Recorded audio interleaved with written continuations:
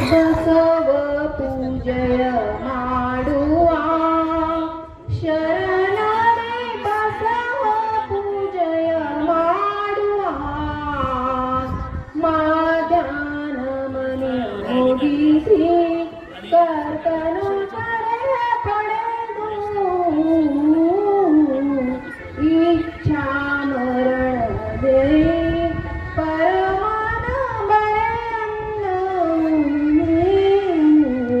बसव पूजय माडुआ शरण रे बसव पूजय माडुआ बसव पूजय माडुआ शरण रे बसव पूजय माडुआ कुंडल संगमदा सुक्षेत्र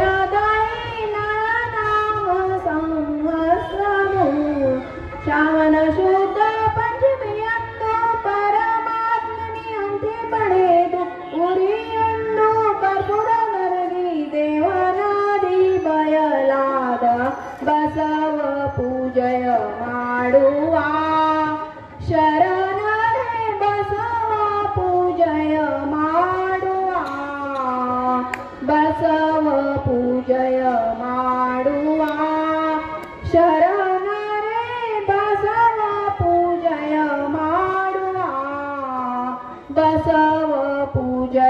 माडुआ शरण रे बसव पूजय माडुआ बसव पूजय माडुआ शरण रे बसव पूजय माडुआ बसव पूजय माडुआ शरण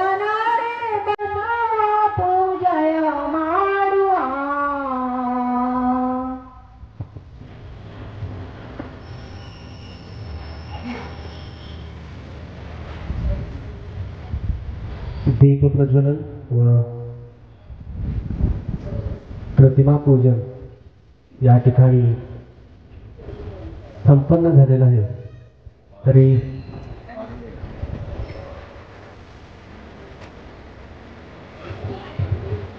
ओम श्री गुरु बसवलिंगाय नमः. ओम श्री गुरु बसवलिंगाय नमः. ओम श्री गुरु बसवलिंगाय नमः. ओम श्री गुरु बसवलिंगाय नमः. ओम श्री रवींद्र अरळींचे बंधू जतचे एक प्रतिष्ठित व्यापारी श्री राजेंद्र अरळी यांच्या शुभहस्ते आज या ठिकाणी डॉक्टर अमरनाथजी सोलापुरे सर ज्यांनी योग साधनेचे महत्त्व व त्यामधील विज्ञान हे जगभरात ज्यांनी समजावून सांगितलं व प्रत्येकाच्या मनात अधोरेखित केले असे माननीय श्री अमरनाथजी सोलापुरे सर यांचा सत्कार या ठिकाणी संपन्न होतो आहे. धन्यवाद. यानंतर आम्हा सगळ्यांचे चेतनास्थान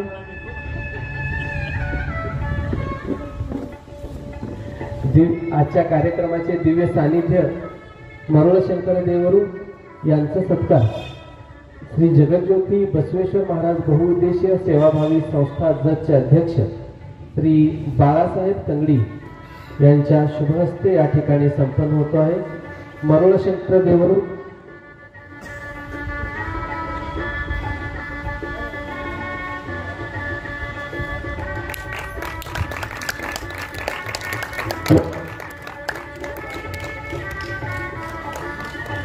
धन्यवाद. यानंतर आजचे दासोही केंत्राय मित्रमंडळ व तंगडी परिवार यांचा सत्कार श्री अमरनाथ सोलापुरे सर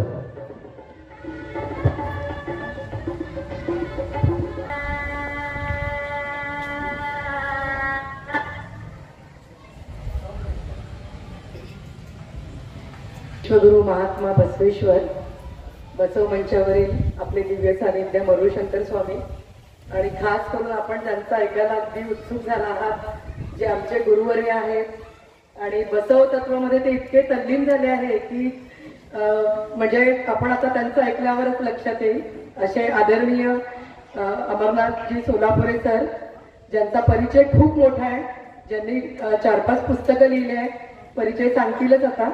तर ते सोलापुरे सर आपल्या व्याख्यानमालेला आलेले आहे. ही व्याख्यानमाला सुरू झाली 2010 मध्ये.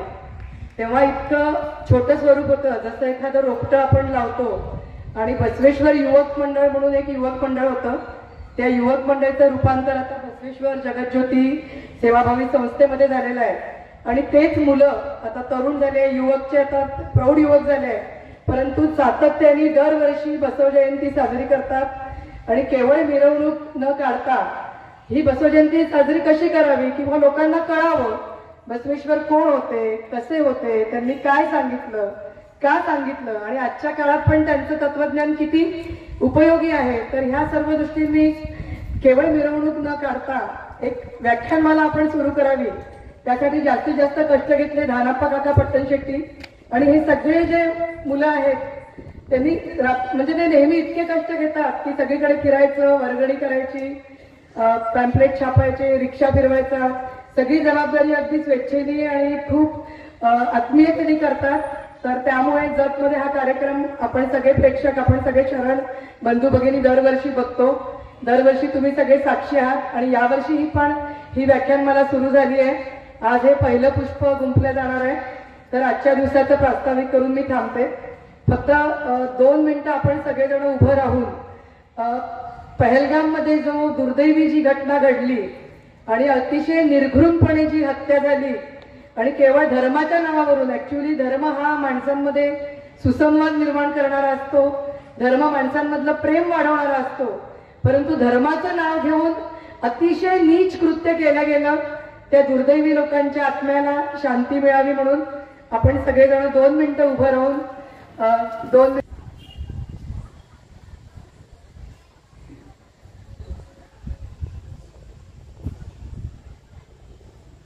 ओम श्री गुरु बसवलिंगाय नमः. तर जास्त वेळ न घेता मी प्रास्ताविक थांबवते आणि असंच सहकार्य सगळ्यांचं असू दे.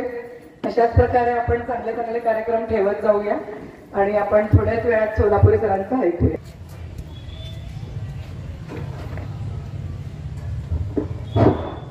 श्री जगज्योती महात्मा बसवेश्वर महाराज बहुउद्देशीय सेवाभावी संस्थेचं हे 2025 व्याख्यानमालेचं वर्ष आहे. आज आपलं पहिलं पुष्प डॉक्टर अमरनाथ सोलापुरे यांच्या हस्ते पार पडणार आहे. तर सोलापुरे सरांचा थोडक्यात परिचय करून द्यायचं म्हटलं तर त्यांचा जन्म चांबोळ ग्राम मांजरा नदीच्या काठी बिदर जिल्ह्यातल्या एका छोट्याशा गावात झाला 9 डिसेंबर 1955 रोजी. त्यांनी गुलबर्गा येथून त्यांचं औरंगाबाद येथून त्यांचं शिक्षण कंप्लीट केलेलं आहे. त्यांचं शिक्षण हे MBBS MD आणि FSPS मध्ये त्यांनी पदवी प्राप्त केली आहे. त्यांच्या शिक्षणानंतर त्यांनी विविध ठिकाणी काम केलेलं आहे. जसं की त्यांचं JJ हॉस्पिटलमध्ये त्यांनी ग्रँट मेडिकल कॉलेज असू दे, JJ मेडिकल कॉलेज असू दे, तर प्रोफेसर म्हणून काम केलेलं आहे. तसंच नांदेड येथील मेडिकल कॉलेजमध्ये, लातूरच्या मेडिकल कॉलेजमध्ये आता डीन म्हणून ते कार्यरत आहेत. त्यांना महाराष्ट्र शासनाच्या विविध पदावर काम करण्याचं मान मिळालेलं आहे. जसं की महाराष्ट्र आरोग्य विज्ञान विद्यापीठाचे सिनेट सदस्य व डीन, वैद्यकीय विज्ञान शाखा म्हणून त्यांचं कार्य केलेलं आहे. महाराष्ट्र आरोग्य विज्ञान विद्यापीठाचे कुलसचिव व प्रभारी कुलगुरू म्हणून त्यांनी सेवा केली आहे. त्यांची भारतीय आयुर्विज्ञान परिषद नवी दिल्ली वर एकमताने निवड झाली होती. त्यांना अनेक स्कॉलरशिप पुरस्कार मिळालेले आहेत. त्यातील काही महत्वाचे अवॉर्ड्स म्हणजे भारतीय आयुर्विज्ञान परिषद नवी दिल्ली येथून देशात वैद्यकीय शिक्षणासाठी केलेल्या कॉन्ट्रीब्युशनसाठी प्लॅटिनम जुबली वर्षी त्यांच्या मोमेंट ऑन त्यांचा सन्मान केला गेलेला आहे. तर कॅनडा इंटरनॅशनल डेव्हलपमेंट एजन्सीकडून त्यांना स्कॉलरशिप मिळालेलं आहे.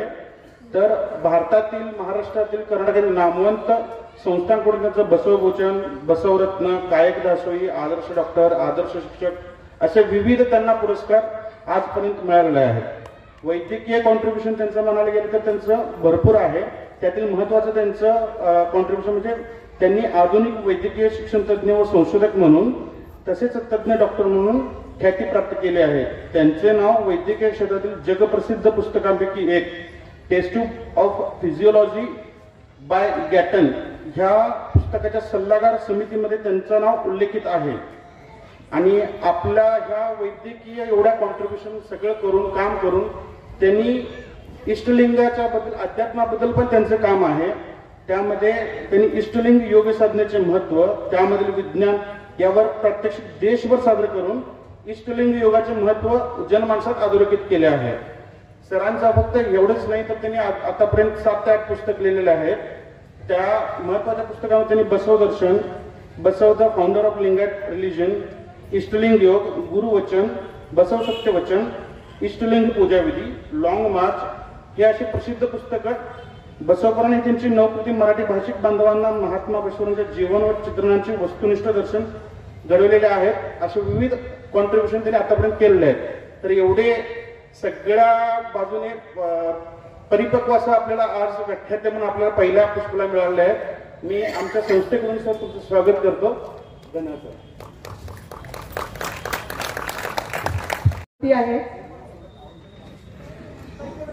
महात्मा बसवेश्वरांचं जतमध्ये मंदिर आहे आणि असं म्हणतात की जिथे जिथे महात्मा बसवेश्वर पोहोचले, आदरणीय सोलापुरे सरांना विनंती आहे की त्यांनी दासोळींचा सत्कार करावा. ओम श्री गुरु बसवलिंगाय नमः. ओम श्री गुरु बसवलिंगाय नमः. ओम श्री गुरु बसवलिंगाय नमः. ओम श्री गुरु बसवलिंगाय नमः. ओम श्री गुरु बसवलिंगाय नमः. सगळ्यांनी टाळ्या वाजवून त्यांचं स्वागत करूया.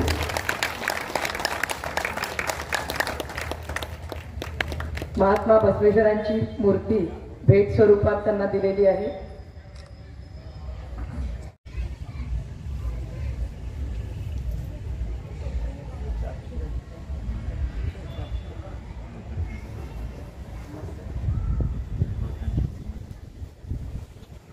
आपण एक प्रार्थनेने महात्मा बसवेश्वरांच्या प्रार्थनेने आपण हा कार्यक्रमाला आरंभ करूया. मी म्हणतो आपण डोळे मिटून ऐकून घ्यावा.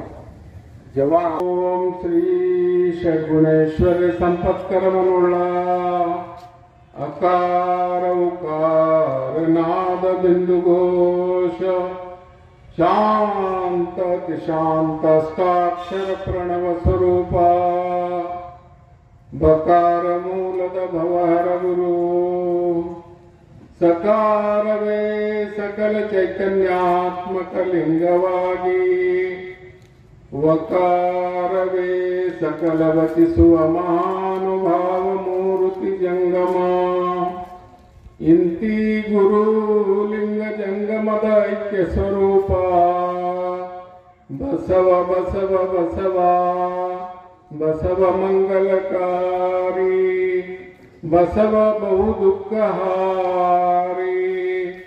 बसव शुभदायका प्रसाद मूर्ती. सर्वांनी म्हणा ओम श्री गुरु बसवलिंगाय नमः.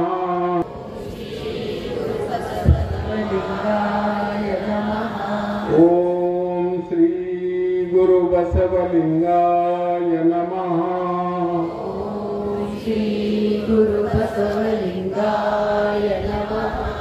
ओम श्री गुरु बसवलिंगाय नमः. ओम श्री गुरु बसवलिंगाय नमः. सर्वांना शरण शरणार्थी. आजच्या श्री जगज्योती महात्मा बसवेश्वर महाराज उद्देश सेवाभावी संस्थातर्फे आयोजित करण्यात आलेल्या या बसव जयंती निमित्ताच्या कार्यक्रमामध्ये मला सहभागी होण्यासाठी जेव्हा आमंत्रण मिळाला तर माझं खरोखर सांगतो हृदय भरून मला आला. कारण मी उत्तर महाराष्ट्र त्या भागामध्ये सगळीकडे फिरत होतो, जात होतो. कारण अनेक वैद्यकीय महाविद्यालयांमध्ये 3 आणि इतर पोस्टमध्ये काम करत असताना तिकडचा संपर्क आला होता. परंतु ह्या बाबीची माझी संपर्क नव्हती आली आणि महत्वाचे सगळं स्थान इकडे आहेत आपले. म्हणून जेव्हा इथून आमंत्रण मिळालं मला फारच आनंद झाला. आणि हा जग आणि इथलं परिसर आणि हा संपूर्ण भाग दानम्मा यांच्या पवित्र, दानम्मा आणि सोमेश्वर यांच्या पवित्र इथे प्रेझेन्समुळे पवित्र झालेली जागा आहे. इथे जो कोणी येईल त्याच्यावर त्यांचा आशीर्वाद राहतोय. त्याचबरोबर मी जगमध्ये पाहतोय त्यांचे संस्कार जे आहेत, आता आपले पटेल शेट्टी मॅडम आणि आपण सर्वांनीच इथे जे बघतोय मी, स्त्री जास्त आहे. हे सहज आहे, हे सहज आहे. कशासाठी म्हणजे महात्मा बसवेश्वरांनी त्यांच्या 8व्या वर्षी जे आपलं घर त्याग केला, कोडल संगमाला निघून गेले एक बालक म्हणून, ते असेच नव्हते गेले. ते स्त्रींसाठी म्हणून आपलं घर बीर त्याग करून गेला. कारण आपले अक्काला, मोठे बहिणीला जाणव का बरं तुम्ही नेसत नाही, ते माझ्यापेक्षा ज्येष्ठ आहे वयाने. ते म्हणाले की ते स्त्री अपात्र आहे धार्मिक कामासाठी. तर ही कसे अपात्र आहे त्यांना विचारण्यात आलं. तर ते म्हणाले की तुला माहित नाही, स्त्री असं अपवित्र होत राहते. आपलं सर्व शास्त्र सांगतात की त्या नरकाचं द्वार आहे, असं आहे तसं आहे सांगतात, म्हणून ते अपात्र आहे असं म्हणाले. महात्मा बसवेश्वर म्हणाले अखंड ब्रह्मांड व्याप्त जे नित्य निरंजन परम ज्योती वस्तू परमात्मा जो आहे, सर्वांचा अंतरंगामध्ये तोच आहे बीज रूपामध्ये. आणि त्या परमात्माचा आपल्या अंतरंगामध्ये वास असल्यामुळे सर्वांचं स्त्रीच्या अंतरंगामध्ये तोच बीज रूपी परमात्मा आहे. पुरुषांच्या अंतरंगामध्ये सुद्धा तोच बीज रूपी परमात्मा आहे. असं असताना ती कसं त्या धर्म कार्याला पात्र नाही तुम्ही असं म्हणता. मग ते म्हणाले की हे जे केस लांब असतात, तिला स्तन असतो पुरुषांना. ते म्हणाले पुरुषांना दाढी मिशी वगैरे असते, तर तुम्ही हे कसं समान आहेत म्हणतात. ते म्हटलं तर हे जे उपयुक्त प्रॅग्मॅटिझम म्हणतात त्याला, गरजेप्रमाणे वरचं कापड जे आम्ही चेंज करत असतो तसं सृष्टी गरजेप्रमाणे कापड चेंज करत असते. परंतु आतला आत्मा आणि आतला बीज तो एकच आहे. आता स्त्रीची आवश्यकता आहे म्हणून आपल्या पिंडाला स्त्री केलं, पुरुषाचं बीज आवश्यकता आहे म्हणून त्याला दाढी मिशी लावून इकडे पाठवलं. असे वरचा हा जो दिसतोय तुम्हाला हा वरचा आहे, परंतु आतला जो बीज रूपी परमात्मा आत्मा आहे तो एकच आहे. म्हणून सर्वांनी समान आहेत असं म्हणाले. मग उच्च नीच सर्वांमध्ये ते समान आहे, ते एकच आहोत आम्ही, दुसऱ्यांसारखं नाही. आम्ही वर्णामध्ये विभागलेली नाही आहोत. बसव तत्वज्ञानामध्ये आम्ही सर्व एक आणि समान. त्याच्यामुळेच त्यांनी जगात पहिला पार्लिमेंट निर्माण केला, अनुभव म्हणतात. कशासाठी? त्याच्यामध्ये तोच परमात्मा, माझ्यामध्ये तोच परमात्मा असल्यामुळे एकाधिकारशाही कसं होईल, एक राजा रूलर आहे आणि रूल्ड कसं होऊ शकतो दुसरा माणूस. म्हणून सर्वांनी समान आपलं आपलं ऍडमिनिस्ट्रेशन करून घेतलं पाहिजे म्हणून पार्लिमेंट निर्माण केला. आणि त्या पार्लिमेंटमध्ये त्या काळात जवळजवळ 70 स्त्रिया होते. 32 स्त्रिया तरी वचन लिहून सर्वश्रेष्ठ झालेले आहेत. त्याच्यामध्ये एक मुक्तायक्क म्हणून आहे, ते गुराखीण होती, तिने 37 वचन लिहिलेले आहेत. त्याच्यावर आजपर्यंत 10 PhD झालेले आहेत विविध. एवढे श्रेष्ठ शरणे तिथून आले. अख्खा महादेवीचं तरी गोष्ट सांगायला नको. 16व्या वर्षी तुम्ही 12व्या शतकातलं गुगल करून पहा, तुम्ही गुगल करून पहा the female philosopher of the world म्हणून. त्या गुगल मध्ये तुम्हाला दिसून येईल अक्का Mahadevi is the only female philosopher of the world. आमचं देव असं आहे कारण आमचा जो धर्मगुरू आहे तो एक व्यक्ती माणूस होते आणि त्यांना क्रुसिफाय केले म्हणून त्याचा सिम्बॉल करण्यासाठी हा आम्ही त्याला देव म्हणून आम्ही वापरतोय. परंतु तुझा जो हा काळा रंगाचा लिंग आहे मग त्याचं काय सिम्बॉलिझम आहे, कशाचं सिम्बॉल करतो? तर मला त्यावेळेस एक उत्तर जे सुचली होती मी सांगतो. आता आपण जेवण करता तर जेवण केल्यामुळे जेवण कुठून कुठेही आलेलं असतो, तर आम्ही इथे जेवत असतो. तर ते जेवण स्वतः झालेली आहे का? नाही. त्याला कोणी ते कुक आहे जेवण तयार करून आमच्याकडे पाठवलेलं आहे. हा अखिल ब्रह्मांड जर तुम्ही पाहिला, हे पृथ्वी धात्री जर तुम्ही पाहिला, तर तुम्हाला दिसून येईल एक अत्यंत उत्कृष्टपणाचं जेवण आम्हाला करून पाठवलेलं आहे. ह्याचा अर्थ ते जेवण करणारा, तयार करणारा एक मागे कोणीतरी शक्ती आहे की नाही, तो आमच्या डायनिंग टेबलवर असावा असं काही गरज नाहीये. म्हणून मी म्हणालो, आमचा जो देव आहे हा लांब बसून जेवण तयार करून आम्हाला पाठवलेलं आहे, आमच्या बरोबर नाहीये. पण तुमचं जे देव आहे तो माणूस आहे, म्हणून ते तुमच्या बरोबर असं आहे. मी म्हटलं ह्याचं सिम्बॉलिझम ते आहे. नंतर तिथे एक काइंदे म्हणून अजून एक सायंटिस्ट होते, त्यांनी सांगितलं तुझं एक न्यूयॉर्कचं मुलीचं मी एक उदाहरण देतो. ऍक्च्युअल फॅक्ट जे झालेले, त्या 8वीत अभ्यास करत होती, त्या न्यूयॉर्कच्या हायस्कूलमध्ये अभ्यास करत असताना तिला रोज ते लिंगधारी होती, लिंग धारण करून स्कूलला जायची. ते हेडमास्टरचं सवय असतं बघा, सकाळी गेल्याबरोबर ते छातीला हात लावून व्हॉट इज दिस, हा थोडा प्रॉमिनंट दिसला की हा काय दरवेळेस विचारायची ती. त्या मुलीने ठरवून घेतलं की आज मी आज हेडमास्टरचं उत्तर देईन. मग तिने काढलं इट इज माय लिंग म्हणून, ते आम्ही ह्याचं प्रे करतो म्हणून. ते व्हॉट इज दिस लिंग, तर ते मुलीने स्पॉन्टेनियसली उत्तर दिलं की this is the telescope through which I see my god every day. हा एक टेलिस्कोप आहे, तुम्ही त्याला जे दुर्बीण म्हणता ते आहे, त्याच्या मार्फत मी माझ्या देवाला प्रति दिवस मी पाहतोय. मी ऍक्च्युअली भारावून गेलो. दिस इज सो ग्रेट. एक 8वीत अभ्यास करणारी मुलगी असं सांगते माझ्या देवाला दाखवणारा हे एक साधन आहे. तर मला एवढं आश्चर्य झालं. मग ह्याच्याबद्दल काहीतरी मग मी भारतात आलो अभ्यास करावा म्हणून. मग परत आम्ही नाहीतरी मेडिकल, मॅडमला माहिती आहे मेडिकलमध्ये ग्रेज अनाटॉमी, हॅरिसन बुक्स, हे ते एवढे मोठे मोठे वाचून मग आल्याबरोबर मी म्हटलं वचन साहित्य आपण अभ्यास करावा. आधी आमच्या वडिलांना तरी विचार करावा. आधी ह्याच्यापासून सुरू केलं मी. हे लिंग आम्हाला कोणी दिलेलं आहे? ते माझे वडील एवढं रागवले, ते तू मूर्ख आहेस का, तुला माहित नाही महात्मा बसवेश्वरांनी लिंग दिलेलं आहे, अजून कोण दिलंय तुला, असं म्हटले. मग एकदम अरे बापरे फिक्स झालो. मग त्यानंतर मी त्या इष्टलिंगाच्या अध्ययनामध्ये लागलो. बसवेश्वरांचे 1414 वचन जे आहेत, ते 1414 वचन कर्नाटक शासनाने 2091 साली त्यांनी प्रिंट 1991 मध्ये प्रिंट केलेले आहेत. त्याच्यामध्ये 1414 वचन आहेत. नंतर बसवेश्वरांचे 26 वचनं मिळाली, असे 1450 वचनं प्राप्त झालेली आहेत. महात्मा बसवेश्वरांचं वचन आहे की ते 1,96,000 वचनं मी लिहिलेलं आहे म्हणतात. म्हणजे उरलेले जे वचन होते ते सगळं नष्ट झालेले आहेत किंवा कोणाकडे आहेत, अजूनही आपल्याला प्राप्त व्हायची आहे. म्हणून मी 1414 वचनांचं अध्ययन केला. त्याच्यामध्ये जवळजवळ 370 वचनांमध्ये 24 तऱ्हेचे लिंगांना ते रेफर करतात प्रत्येक वचनामध्ये. असमाक्ष लिंग, इष्टलिंग, प्राणलिंग, भावलिंग असे 24 तऱ्हेचे लिंगांना ते वर्णन करतात.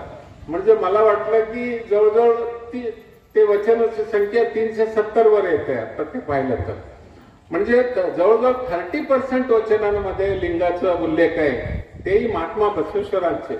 इतरांच्या वचनामध्ये किती असतील? जर महात्मा बसवण्णांचे जर सर्वच 1,96,000 वचन मिळाले असतील तर त्याच्यामध्ये भरपूर 50% वचन तरी लिंगावर असेल, इष्टलिंगावर असेल. म्हणून मला परत उत्साह झाला की मी त्याचा अध्ययन करावा. मी विचार करत गेलो तर मला विज्ञान दिसला. मी आज जे सांगतोय माझं विज्ञानाचं बाजू सांगतोय, ते माझं परसेप्शन, माझे अंडरस्टँडिंग, माझे इमॅजिनेशन त्याचा भाग सांगतोय. त्याचे आध्यात्मिक बाजू, त्याचं धार्मिक बाजू मी आज सांगत नाही, कारण वेळ तेवढं पुरणार नाही.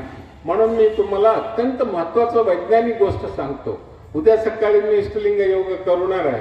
मग सहसा काय होत असतं, ते योग करवित असताना जे मला बोलावा लागतो ते सगळं आज मी बोलून टाकतो, म्हणजे उद्या सकाळी 1 तासाच्या आत मला योग करणं शक्य होईल. नाहीतर हे सांगणं 1 तास, मग बोलणे अजूनही ते करून 1 तास, असे 2 तास त्याला लागतात.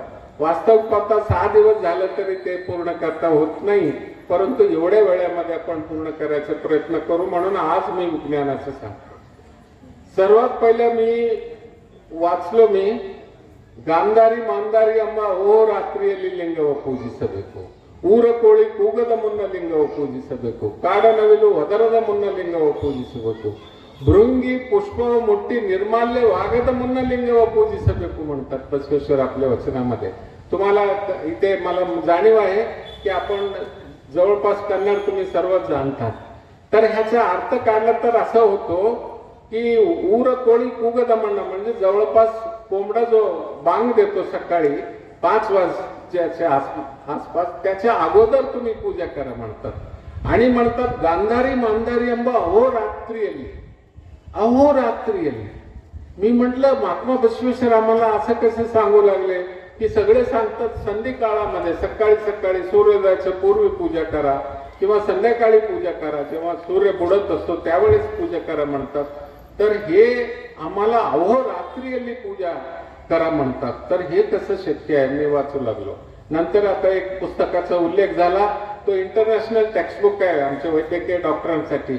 मॅडमला माहिती आहे ते वाचल्याशिवाय कोणी डॉक्टर होत नाही. हार्डली आत्ताचे नोट्स काढून वगैरे वाचून पास होऊ लागले, पण आमच्या काळामध्ये तो एकच टेक्स्टबुक होता. मग त्यांनी त्या एडिटोरियल बोर्डवाल्यांनी मला अमेरिकन कॉन्टॅक्ट करून म्हटले की आम्हाला एक चॅप्टर तुम्ही एडिट करून द्या त्या टेक्स्टबुक मध्ये घेण्यासाठी. जगभरातले 101 माझ्याकडे रिसर्च पेपर आले. त्या टेक्स्टबुक मध्ये मी तयार करूनसाठी विद्यार्थ्यांसाठी डॉक्टरांसाठी अध्ययनासाठी ते लेखन वाचत असताना सगळे संशोधकांचे लेखन वाचत असताना मला लक्षात आलं की हा गांधारी मांधारीचा जो समय आहे, वेळ जे आहे तुम्ही बघितला तर ते रात्री 2 पासून ते 5 पर्यंतच वेळ आहे ते. तर मी लक्षात आलं मला की गांधारी मांधारीच्या वेळामध्ये हे संशोधन वाचत असताना की आपल्या अंतरंगामध्ये आपल्या आत एक स्राव होत असतो, मेलाटोनिन स्राव असतो, त्याला मेलाटोनिन म्हणतो. तो मेलाटोनिनचा स्राव जे आहे ते रात्रीच्या 8 वाजल्यापासून वाढायला सुरुवात होऊन 10ला जास्त होतो, 2 वाजेपर्यंत पीकला जातो, नंतर 5 वाजेपर्यंत तेवढेच असतो आणि नंतर कमी होतं. सूर्योदय होऊ लागला की त्याचा मेलाटोनिनचा स्राव कमी होतो. अरे मी म्हटलं महात्मा बसवेश्वरांचा गांधारी मांधारीचा जो वेळ आहे तो वेळ हा मेलाटोनिन स्रावाबरोबर तरी जोडलेला नाहीये का, असा विचार केला. मग असा विचार केल्यानंतर माझं लक्षात आलं ते हे करत असताना आपलं इष्टलिंग काळ्या रंगाचं काय आहे, आता काहीतरी याचा परिणाम आहे का. मग मी बघितलं, तुम्हाला दाखवतो.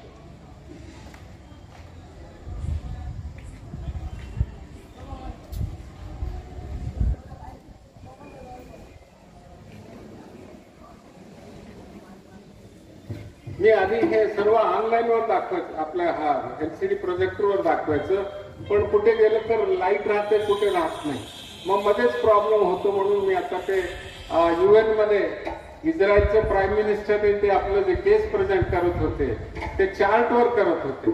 तर चार्टवर करत असताना माझ्या लक्षात आलं की मी कशाला हे वापरतो. हे ते मेलाटोनिन स्रावाचं हे आहे बघा. हे 8 वाजता वाढायला सुरुवात होते, हे 8 वाजता संध्या रात्री आणि रात्रभर इथे जाते. 2 वाजल्यापासून 5 वाजेपर्यंत जास्त असते आणि नंतर करायला सुरुवात होते सकाळी 5 वाजता. हा तरी कोरिलेट झाला की मेलाटोनिनला आणि बसवेश्वरांनी जे इष्टलिंग पूजा करायला सांगतात ते वेळेला कोरिलेट होतो, हा लक्षात आला. मग दुसरं माझं लक्षात आलं, पूजा करा म्हणजे कसं पूजा करा म्हणतात, इष्टलिंग योग करा म्हणजे कसं पूजा करा म्हणतात. तर बसवेश्वरांचं एक वचन आहे, पश्चिम पद्मासनದಲ್ಲಿ ಕುಳ್ಳಿರ್ತು ನಿತ್ಯಲೂ ಮುರಿದು ತುಟಿ ಮಿಡುಕದೆ ಅಟ್ಟೆ ಆಡಿತಲ್ಲ ಬಿಟ್ಟ ಕಣ್ಣು ಬಿಗಿದ ಹುಬ್ಬು ब्रह्मरंध्रದಲ್ಲಿ कट्टेगुडी असं म्हणतात.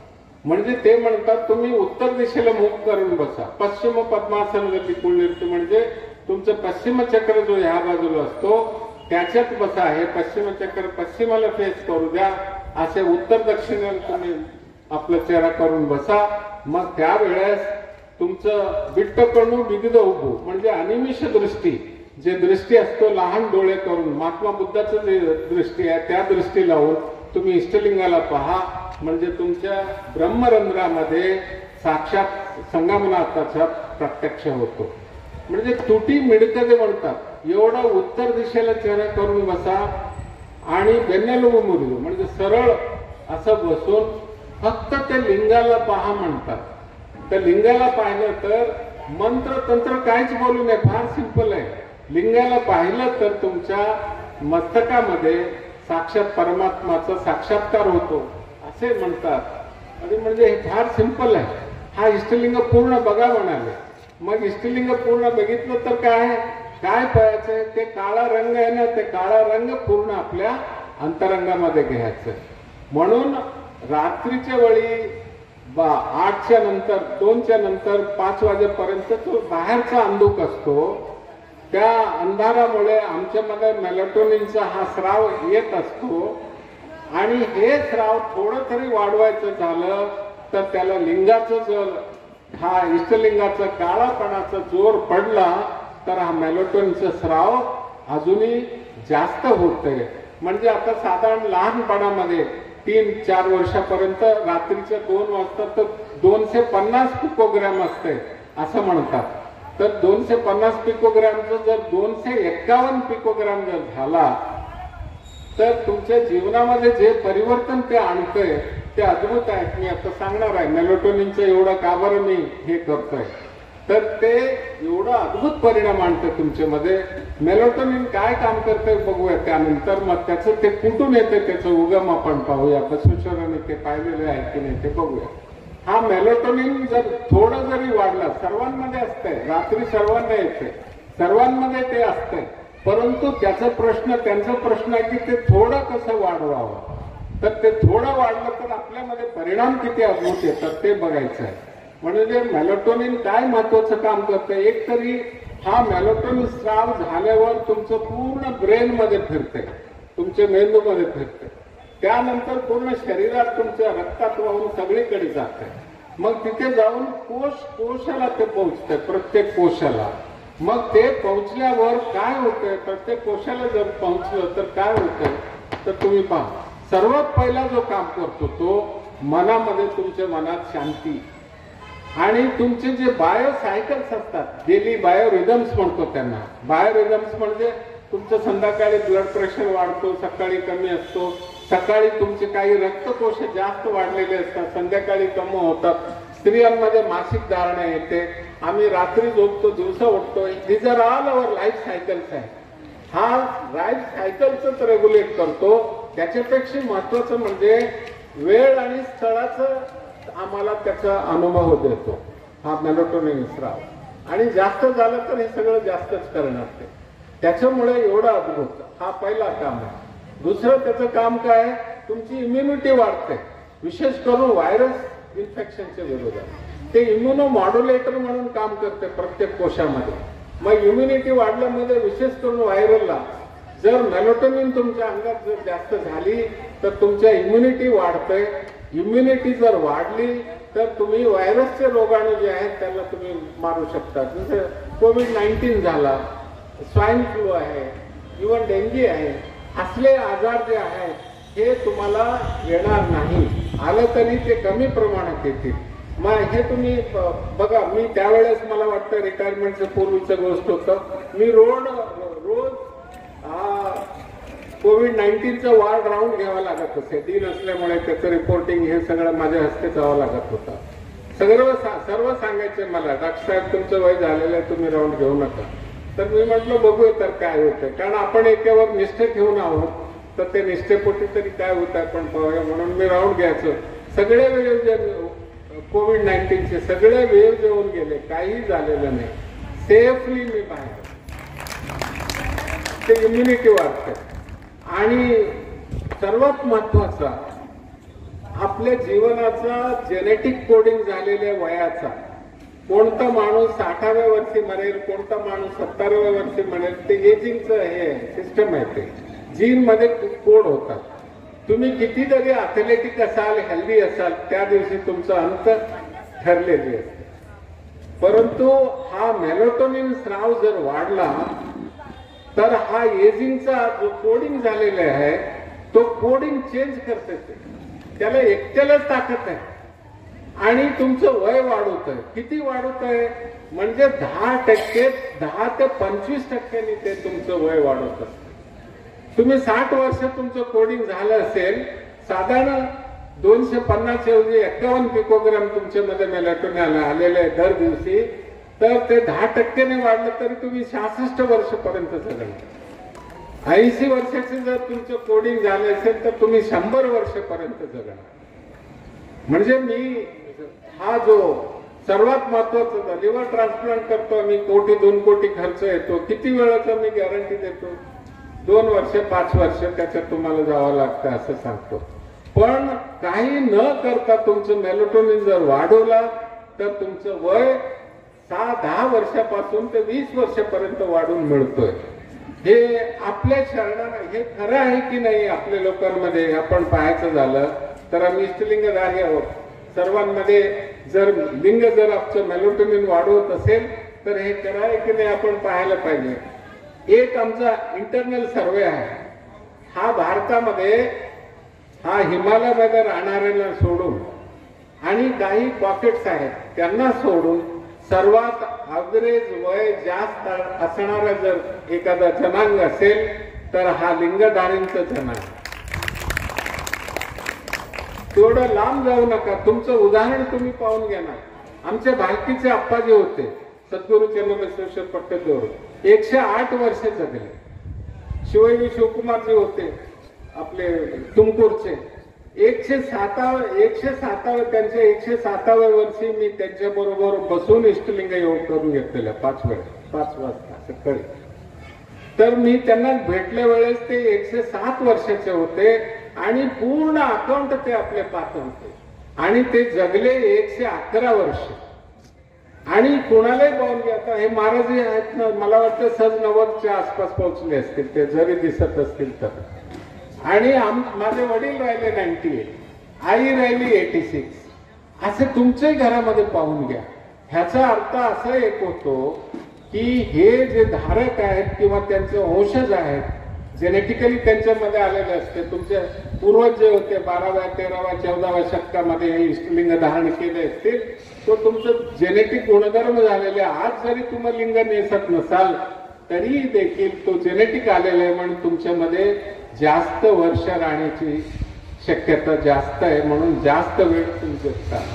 मग आम्ही म्हणायचो, आम्हाला सर्वांना माहिती आहे की माणसाला जे काय आहे ते देऊ शकता तुम्ही, पैसे देऊ शकता, धन देऊ शकता, संपत्ती देऊ शकता, परंतु त्याचा काळ आम्ही देऊ शकत नाही. तो परमात्माच्या हातातच आहे असं आम्ही म्हणत होतो. परंतु मी आज सांगू शकतो हे जे सर्व आहे तो आपल्या मेलाटोनिन आम्हाला देऊ शकते. हे विज्ञान आहे. आता मेलाटोनिन कुठून येते हे बसवण्णाला माहित होत का? हे प्रश्न आमच्या मनामध्ये येतो. बसवण्णांचं एक वचन आहे, ಅಷ್ಟದಳ ಕಮಲ ಸುತ್ತುವ ಜೀವಾತ್ಮನ ಮೆಟ್ಟುವ ದಳವನರದೆ ಆನು ಭಕ್ತನೆಂತೆಂಬೆ ಆನು ಶರಣನೆಂತೆಂಬೆ ಆನು ಲಿಂಗೈಕ್ಯನೆಂತೆಂಬೆ. हे ಕೂಡಲ ಸಂಗಮ ದೇವ यांना मनसमाधानविಲ್ಲದ नका. त्या अष्टदळ कमलाचे मध्यभागी जो बसलेला आहे त्याला तुम्ही जाणा, त्याच्या कार्याला तुम्ही जाणा. म्हणजे तुम्ही भक्त व्हाल, तुम्ही शरण व्हाल, तुम्ही लिंगायचे सर्वच व्हाल. ते जर जाणलं नाही तर तुम्ही तुमच्या जीवनाला जाणलं नाही म्हणतात. मग अष्टदळ कमल काय? साधारण जे योग सायन्स मध्ये तुम्ही लोक असाल, योग कराती असाल, तुमच्यामध्ये चक्र आहेत. योगशास्त्र चक्र सांगतो, शरणांनी चक्र सांगितलेलं आहे, आपल्यामध्ये नवचक्र सांगितलेलं आहे. आधार चक्र आहे, सर्वात खाली तुम्ही जेव्हा बसता तो ग्राउंडला लागतो तो आधार चक्र आहे. त्याच्या वर गेलं तर स्वाधिष्ठान चक्र आहे, मध्ये नाभिस्थानी मणिपूरक चक्र आहे, इथे अनाहत चक्र आहे, इथे विशुद्धी चक्र आहे, इथे आज्ञा चक्र आहे, इथे ब्रह्मरंध्र आहे, इथे शिखा चक्र आहे, इथे पश्चिम चक्र आहे. असं नवचक्र आहे. त्यांच्या दळाचं जर संख्या तुम्ही काढला तर आधार चक्राला 4 दळ आहे, स्वाधिष्ठान चक्राला 6 दळ आहे, मणिपूरक चक्राला 10 दळ आहे, अनाहत चक्राला 12 दळ आहेत, विशुद्धीला 16 दळ आहेत, आज्ञाला 2 आहेत, इथे सहस्रारू चक्र आहेत, म्हणजे हजारोहून अधिक दळ आहेत. इथे गेल्यावर 3 दळ आहेत, इथे गेल्यावर 1 दळ आहे पश्चिम चक्रामध्ये. मग अष्टदळ कुठून आला हा मला प्रश्न पडला. बसवेश्वर सांगतात अष्टदळ कमला वसंतव जीवात्मन मेट्व दळवण वेदे, हे चक्रामध्ये तरी नाहीये. मग हे कुठून आहे? मग मी अजून अध्ययन केला. अध्ययन केल्यावर मला दिसून आला जे नर्वस ब्रेनचे विज्ञानी आहेत किंवा आम्ही ब्रेनचं अध्ययन करत असतो, आम्हाला माहिती आहे तुम्ही पिंडावस्थेत असताना तुमचे मेंदूचे 5 भाग आहेत. टीलेनकेफेलॉन, डायनकेफेलॉन असे 5 भाग होतात तुमचे. त्याच्यातले 2 भागांना 2-2 आहेत. म्हणजे तुमचे मेंदूचे जे भाग आहेत ते 8 भाग आहेत. हे 8 भाग आहेत. तर बसवेश्वर म्हणतात अष्टदळ कमल व सुत्व जीवात्मान मेट्टुव दळव नरियदे. म्हणजे हे समजून घ्या. त्याचं मध्यभागी जे आहे ते तुम्ही समजून घ्या. त्याचे मध्यभागी काय? हे पिनियल ग्रंथी आहे. हे त्याचे मध्यभागी पिनियल ग्रंथी. हे पिनियल ग्रंथी तुम्ही पिंड अवस्थेत असताना 49th डे म्हणजे मूल कन्सिव्ह झाल्यावर स्त्रीचा अंड आणि पुरुषाचं शुक्राणू एक झाल्यावर 39 दिवसापर्यंत ते कसं वाढतंय? म्हणजे फक्त मांसाचं पिंड असतो. 39व्या दिवशी नाही 49 दिवशी हा पिंडामध्ये असलेला पिनियल ग्रंथी जो आहे एक डीएमटी म्हणून स्राव टाकतो. ते स्राव टाकल्यावर तुमचे पिंडाचे जे कोश आहेत ते सर्व कोशांमध्ये कॉन्शियसनेस येतो, प्रज्ञा येतो, चैतन्य येतो. म्हणजे 49th डे जवळजवळ 59th डे जवळजवळ 2 महिन्यापर्यंत तो पिंडाला कॉन्शियसनेस नसतो, फक्त मांस पिंड असतो तो. म्हणून आज जगाचे जे हे सगळे गव्हर्नमेंट्स आहेत 2 महिन्यापर्यंत अबॉर्शनला परवानगी देतात. 2 महिन्यानंतर नाही, कारण 2 महिन्यापर्यंत ते जे असतं मांसच असतं. हे 49th एकदा 59th डे झालं तर त्याच्यामध्ये कॉन्शियस येतो, म्हणून तो माणूस होतो, म्हणून त्याला अबॉर्शन करू नये असं त्यांचं सर्वांचं नियम आहे. भारतात देखील तेच होतं, नंतर त्यांनी वाढवलेलं आहे. म्हणजे हा आपण पिंडावस्थेत असताना हे पिनियल ग्रंथी जे आहे तुमच्या प्रत्येक कोशामध्ये जो आहे तो कॉन्शियसनेस भरतो तुमच्यामध्ये. ते कॉन्शियसनेस कुठून येतं हे माहित नाही, परंतु तुमचा प्रज्ञा जो आहे, आज तुम्ही कॉन्शियसनेस म्हणजे होश, तुम्ही नाहीतर कॉन्शियसनेस गेलं तर बेहोश. तर ते होश जे आहे ते 59th डेला तुमच्या शरीराच्या कोशामध्ये पिंडावस्थेत असताना हात टाकतो. आपले शरण काय म्हणतात? लिंग बांधायचंय. केव्हा बांधा? पहिलं लिंग बांधायचं गर्भावस्थेत असताना. म्हणजे आता आम्ही जननाच्या वेळी किंवा इमिडिएटली जननाच्या 8व्या महिन्यात किंवा 9व्या महिन्यात गर्भात असताना एक लिंग बांधतो आणि सांगतो त्या आईला की त्याच्या नावाने तुम्ही त्या लिंग पाहून, इष्टलिंग पाहून तुम्ही तीर्थ करून घेऊन त्याला अर्पण करतो म्हणून तुम्ही द्यायचं. कारण नाहीतरी तो आईच्या न्यूट्रिशनवरच अवलंबून असतो, म्हणून आईच्या माध्यमातून त्याला जात असतो. म्हणून लिंगधारण नंतर केव्हा लिंगधारण करतात? 8व्या वर्षी. 8व्या वर्षी लिंगधारण करतो. तर हे जे स्टेजेस आहेत प्रत्येक माणसाचा आम्ही 7-7 वर्षाच्या स्टेज मधून जातो. पहिल्या 7 वर्ष मूल जे असतो त्याच्यामध्ये सगळे बीज रूपात असतात. भावना असो, बुद्धी असो, बीज रूपात असतात, वाढलेली नसतो. पहिल्या 7 वर्ष तो केवळ इमिटेटर असतो. त्याचं स्वतःचं भावना नसतात किंवा त्याचं स्वतःचं ज्ञान निर्माण करण्याची क्षमताही नसते. म्हणून या कालावधीमध्ये आई वडील जसे वागतील किंवा जवळचे जसे वागतील तसं तो मूल वागेल. म्हणून ह्या पहिल्या 7व्या वर्षी तुम्ही महत्वाचा वेळ आहे की तुम्ही आपलं वर्तन, आपलं ते सगळं बिहेवियर बरोबर ठेवावा. मग 8व्या वर्षानंतर 14व्या वर्षापर्यंत केवळ भावनिक असतो तो. म्हणून 8 वर्षानंतर माणूस पिंड जेव्हा जन्माला येतो, मूल जेव्हा जन्माला येतो, आत असताना त्याला केवळ स्वतःच प्रज्ञा असतो, दुसरं काही प्रज्ञा नसतो. जन्माला आल्याबरोबर त्याचा प्रज्ञा चेंज होऊन त्याला टाइम आणि स्पेसचा जोडला जातो त्याच्या प्रज्ञाला. मग त्यावेळेस लिंग बांधतो. पिंडाला लिंग बांधणे म्हणजे प्रज्ञा जेव्हा जेव्हा चेंज होऊ लागली, मग नंतर 8व्या वर्ष बांधतो, तर मुलगा जो आहे नवीन प्रज्ञा येते, केवळ पिंड नसून तो भावनात्मक व्हायला सुरुवात होतो, तेव्हा त्याचा प्रज्ञा चेंज होतो. त्यावेळेस लिंग बांधायला सांगितलेलं शरणांनी. म्हणजे हे तुम्ही लक्षात घेतलं पाहिजे. तुमचं कॉन्शियसनेस, तुमची प्रज्ञा जे आहे, हे बोल, तुमची कॉन्शियसनेस आणि तुमची जो प्रज्ञा आहे, जेव्हा जेव्हा चेंज होऊ लागली तेव्हा तेव्हा इष्टलिंग धारण करायचं. म्हणून तोच इष्टलिंग रोज रोज जर तुम्ही बघायला सुरुवात केलात तर तुमच्या प्रज्ञा अवस्थेमध्ये परिपूर्णतः चेंज येतो. म्हणून हा अष्टदळ कमलव सुत्व जीवात्माने मेट्टव दळवणे म्हणजे ब्रेनचा 8 भाग बसवेश्वरांना माहिती होतं. मग हा पिनियल ग्रंथीचं परिपूर्ण ज्ञान, मेलाटोनिनचं तुम्ही सर्व जाणला तर तुम्ही गांधारी मांधारीच्या अहोरात्रीमध्ये उत्तर दिशेला मुख करून तुम्ही फक्त इष्टलिंग बघायचं आहे. ते वचन सांगितलं ना, पश्चिम पद्मासन गल्ली कुळिरतो, म्हणजे अत्यंत वैज्ञानिक. उत्तर दिशेला का बरं मुख करून बसायला सांगितलेलं बसवण्णाने विचारलं तर त्याच्यामध्ये विज्ञान आहे. हे अर्थचा मॅग्नेटिक फील्ड जो आहे तो नॉर्थ साऊथ आहे. मग जेव्हा तो मॅग्नेटिक फील्ड आपले ब्रेन जे असतो त्याचे 2 भाग आहेत वर, त्याच्यामध्ये लेफ्ट हेमिस्फिअर, राईट हेमिस्फिअर, आणि मध्यभागी पिनियल ग्रंथी आहे. तर तो मॅग्नेटिक फील्ड मध्य भागातून जेव्हा पास होईल तर हा पिनियल ग्रंथीला स्टिम्युलेट करते. म्हणून रात्रीच्या वेळी, रात्रीच्या वेळी काळा रंग तुम्ही जर बघितला तर तो मेलाटोनिन जो सिक्रेट होतो आपल्या अंतरंगामध्ये, आपल्या शरीरामध्ये, त्याचं क्वांटिटी वाढतंय. म्हणून जे फायदे सांगितले, विशेष करून तुमचे वय वाढवण्याचा, तुमच्या कॉन्शियस चेंज होण्याची, हा होतो. आत्ताच्या काळामध्ये आम्ही काय करतो, रात्रभर लाईट ठेवतो पोरांना. मग ते मेलाटोनिन कधी यावं, त्यांनी यायचं झालं, मेलाटोनिन स्राव व्हायचं झालं तर त्याला तरी अंधार पाहिजे, 10 वाजता झोपलं पाहिजे, मगच ते वाढायला सुरुवात होते. आता त्याच्यामुळे डीएमटीचा स्राव केव्हा जास्त होतो, जे पहिल्यांदा कॉन्शियसनेस आपल्या अंतरंगामध्ये आणते ते 49th डेला, त्याचा स्राव केव्हा होतो, जास्तीत ज्या मुलाला स्ट्रेस जेव्हा मिळते तेव्हा होतंय. मुलं बाळंतीण जे होते, मुलाचं डिलिव्हरी जेव्हा होत असते, त्या आईच्या गर्भकोशातून बाहेर असताना त्याला भयानक स्ट्रेस होतो. स्ट्रेस झाल्यामुळे तो डीएमटीचं वाढ होतो.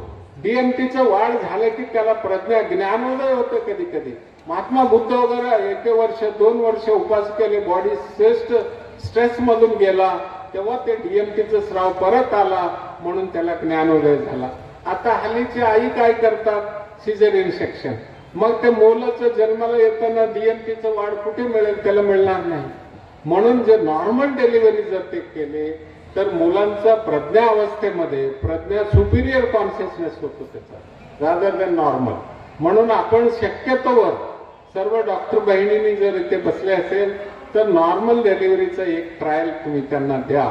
मग नॉर्मल डिलिव्हरी झालं तर ते मुलाचं कॉन्शियसनेस म्हणजे माइंड आहे, त्याचं ब्रेन आहे, त्याचं इंटेलेक्ट आहे, त्याचं इमॅजिनेशन आहे, हा सगळं जर वाढवायचं असेल तर हा मेलाटोनिनचा, पिनियल ग्रंथीचा फायदा आपण घ्यावा.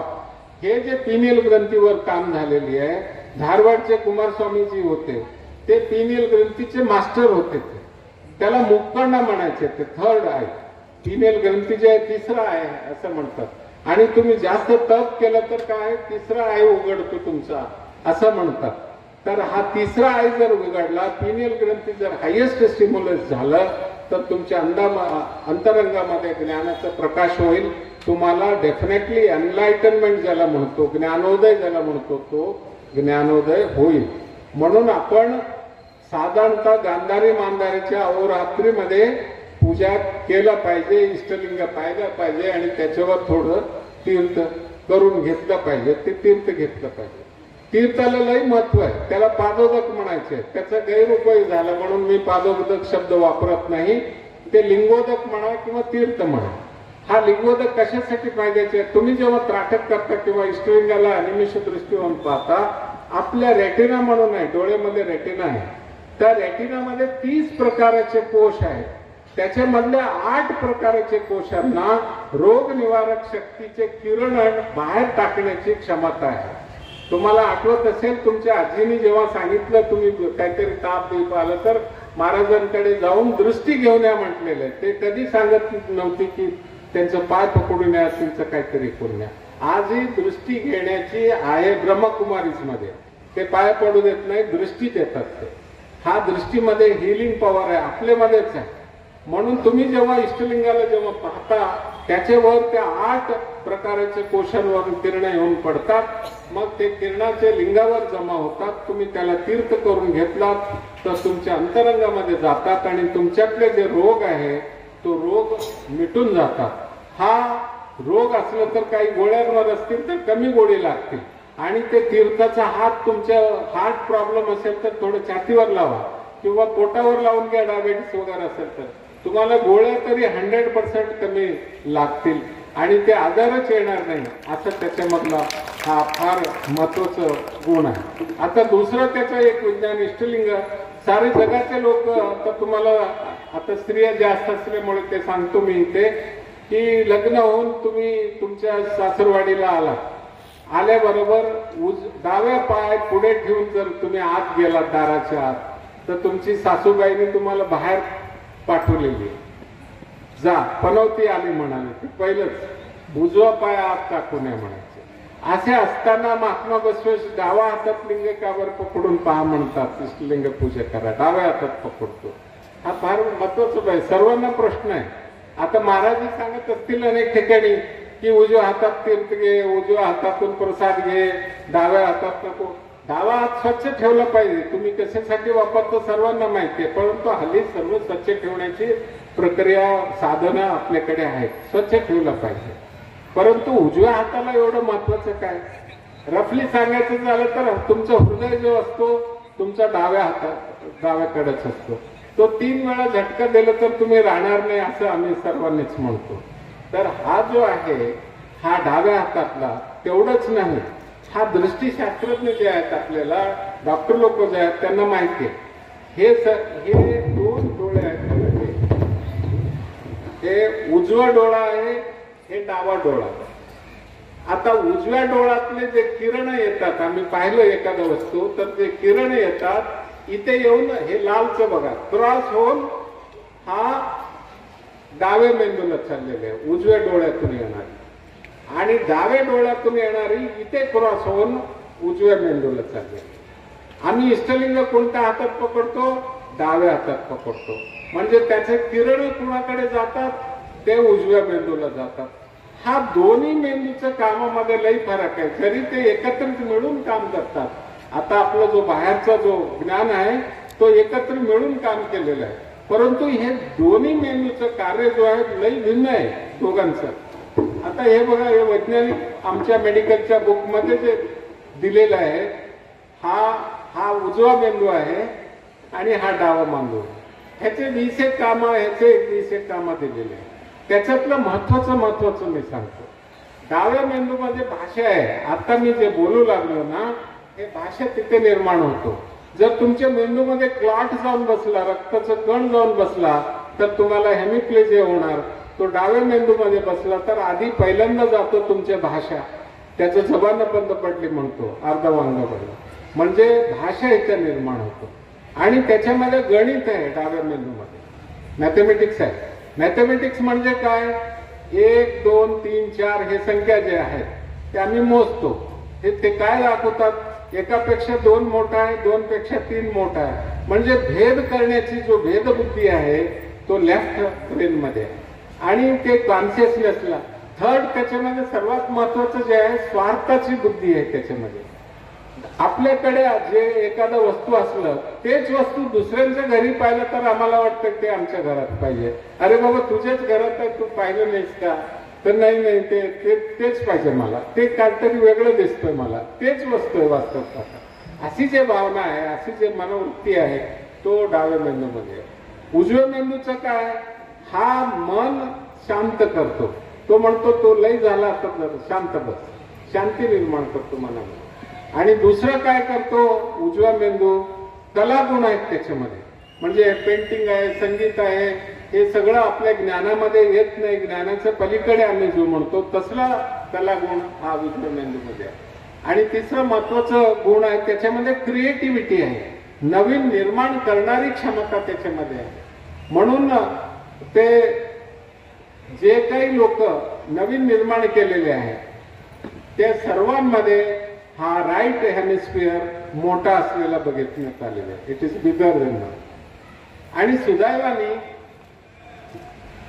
हे उजवा मेंदू स्त्रियांमध्ये पुरुषांपेक्षा मोठा असतो. म्हणून आई जे आहे ते क्रिएटिव्ह आहे.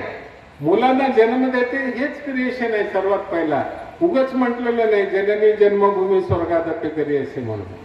आणि नवीन निर्माण करण्याची संशोधन करण्याची बुद्धी त्याच्यामध्ये आहे. काही कारणास्तव स्त्रीला पुढे येऊ दिलं नाही. आज जरी तुम्ही पाहिलात तर नोबेल प्राइज विनर मध्ये स्त्री कमी आहे हे मान्य आहे, परंतु आत्ताचे जे लोक नोबेल प्राइज घेऊ लागले ते स्त्री आहे. तिला ऑपॉर्च्युनिटी दिल्याबरोबर ते पुढे गेलेले. परंतु इतिहास जरी मागे जरी पाहिला तर जगातला एक व्यक्तीला 2 नोबेल प्राइज मिळालेले ते एकच आहे, ते स्त्री आहे, ते मॅडम क्युरी आहे. म्हणून हा उजवा मेंदू मोठा असला स्त्रियांमध्ये मोठा असतो हे प्रमाण आहे. स्त्रियांमध्ये सर्वांना सामावून घेण्याची गुण असते. लहान असताना स्त्री आपल्या आई वडिलांबरोबर भावंडांबरोबर चांगली असते. त्यानंतर लग्न झाल्यावर नवऱ्यांबरोबर सासू सासऱ्यांबरोबर ती चांगली असते, सर्वाला सांभाळून घेऊन जाते. म्हणून कॉर्पोरेट हाऊसेस जे आहेत सगळे मोठ्या मोठ्या कंपन्या ज्या आहेत स्त्रियांना 2 ठिकाणी लावतात. तुम्ही सर्वे करून पाहून घ्या. एक ठिकाण तर रिसेप्शन आणि जे पब्लिक संपर्क जिथे जास्त येतो तिथे बसवतात, आणि दुसरं त्यांचे रिसर्च लॅबोरेटरी जे आहे तिथे स्त्रियांना घेतात. ह्याचा अर्थ काय झाला, हा आधुनिक सायन्सला देखील माहिती आहे की स्त्रियांमध्ये हे 2 गुण मोठे आहेत. बसवण्णा जे विज्ञानी होते उगाच ते स्त्रियांना पुढे आणलेले नाही आहेत. ते मंगळवेढा जेव्हा ते प्रधान होते त्या गावाचे मंगळवेढ्याचे, त्यांनी अवघ्या 2 वर्षामध्ये स्त्रियांना कामामध्ये त्यांना प्रोडक्शनचा एक भाग करून तिथलं जीडीपी 2 ते 3 वर्षामध्ये 6% वाढलं होतं असं ते एक अध्ययन सांगतं. म्हणून हा स्त्रीमध्ये श्रेष्ठ गुण आहे. आणि आम्ही डाव्या हातात लिंग जर बघतोय दररोज बघितला तर आपला उजव्या मेंदू प्रचोदित होतो. ज्याला एक्सरसाइज मिळते ते स्ट्रॉंग होतो. उजव्या मेंदू स्ट्रॉंग होते. मग उजव्या मेंदू स्ट्रॉंग झाले तर हे सर्व गुण क्रिएटिव्हिटी येते. आज तुम्ही जगामध्ये कुठे आपल्या देशामध्ये कमीत कमी आपली जी माणसं आहेत ते शांत असतात, बिझनेस व्यवस्थित करतात, नवीन काहीतरी बांधून काढतात, तिथे नवीन क्रिएटर आहेत. हे सगळं जो देण आहे तो डाव्या हातात लिंग पकडून बघण्यामध्ये आहे. आणि लिंग तिसरं त्याचं महत्वाचं सांगतो मी तुम्हाला की इष्टलिंग 24 तास अंगावर असला पाहिजे. तो स्वतः परमात्मा स्वरूपी आहे. त्याचा अध्यात्म बाजू सांगेन मी उद्या, परंतु ते परमात्मा स्वरूपी आहे. नित्य निरंजन परम ज्योती वस्तूचं स्वरूप आहे. तो साक्षात परमात्मा आपल्या अंगावर आहे. तर हा लिंग आपल्या अंगावर 24 तास असायला पाहिजे. त्याला मुडछट वगैरे काही होत नाही. तो जगाचं कल्याण करण्यासाठी आलेला आहे, जगाचं घाण धुण्यासाठी आलेला आहे. तर तुम्ही त्याला तो आपल्या अंगावर असलं आणि कुठेतरी मासिक धारणा आली तर त्याला मुडछट होते, किंवा आम्ही बाहेर कुठेतरी दुकानला वगैरे जातो तर त्याला मुडछट होते. म्हणून खांबाला ते टाकण्याची, खुटीला टाकण्याची जे सवय लावलेली आहे ते सर्व कोण लावलेले तुम्हाला माहिती आहे. एवढी पॉवरफुल स्ट्रक्चर तुमच्यावर आहे, त्याला काढून तुम्हाला त्याच्यापासून विमुक्त करण्यासाठी हे सगळं हुन्नर झालेले आहे. पुन्हा तुम्ही 24 तास तुमच्या अंगावर लिंग ठेवून घेतलं पाहिजे. ह्याचं महत्वाचं काम काय आहे असं 24 तास अंगावर असल्याने, हे ब्लॅक बॉडी आहे, काळ्या रंगाचं लिंग आहे. काळ्या रंगाच्या ब्लॅक बॉडीमध्ये एक महत्वाचं गुण असतं. तुम्ही दिवसा पाहता प्रकाशाचे किरण येतात, लाईट रेज येतात, ते तुम्हाला दिसतात. परंतु दुसरे रेज आहेत जे की तुम्हाला दिसत नाही. त्याला alpha rays, gamma rays, beta rays असं आम्ही ते वेगळं रेज, हा स्पेक्ट्रमचे बाहेरचे वेव्ज असतात. हा जे वेव्ज असतात ते आपल्या अंगाला घातक असतात. विशेष करून तुमच्या डोळ्याला, तुमच्या चमडीला वगैरे घातक असतात. हा ब्लॅक बॉडी असल्यामुळे 24 तास तुमच्या अंगावर असला तर तुम्हाला न दिसणारे जे घातक किरण तुमच्या शरीरावर पडतात ते किरण हा इष्टलिंग स्वतःमध्ये घेऊन टाकतो. त्याच्यामुळे तुमच्या चमडीला, तुमच्या डोळ्याला कॅन्सर पासून, कॅटरॅक्ट पासून मुक्त ठेवतं.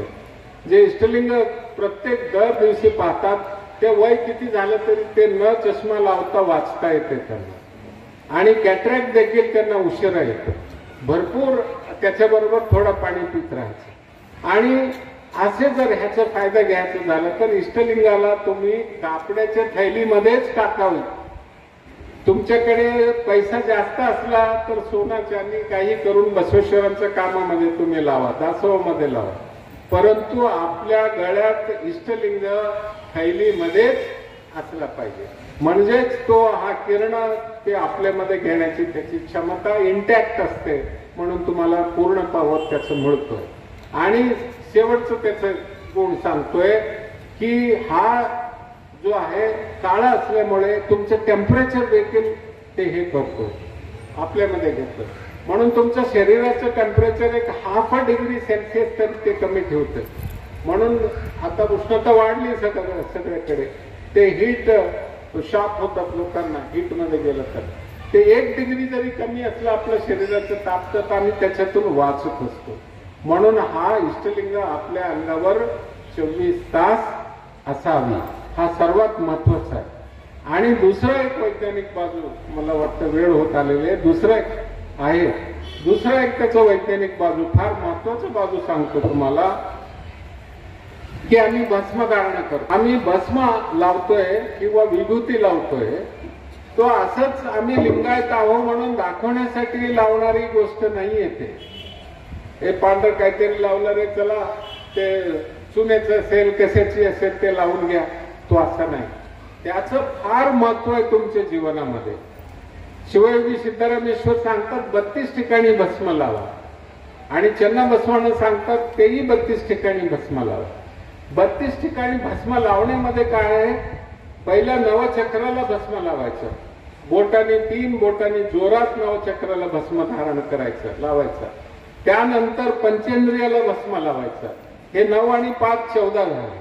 त्यानंतर शरीरातले जेवढे किळे आहेत, जेवढे जॉईंट्स आहेत, ते सर्वांना लावायचं भस्म. हे लावलं तर 32 ठिकाणी होतात. त्याचं महत्व मी तुम्हाला सांगतो. हे डोक्याला पश्चिमचक्र, शिखाचक्र, ब्रह्मरंध्र, आज्ञाचक्र, ह्या 4 चक्राला जे भस्म तुम्ही लावतात 3 बोटांनी जोरात, त्याचे खाली भस्माचं खाली जे असेल तुमच्या हाडाचं कवटी असेल किंवा स्कल ज्याला म्हणतो, म्हणून ते बोट काय आत ब्रेनला लागत नाही, परंतु भावना जरूर होते तुमचा, म्हणून त्या 4 चक्राचं सोडा. हे 5वं चक्र आहे, विशुद्धी चक्र म्हणून येत आहे. हा 5वा चक्र विशुद्धी चक्र बघा, इथे आपला निर्नाळ ग्रंथी आहे, त्या ग्रंथीला थायरॉइड ग्रंथी म्हणतो.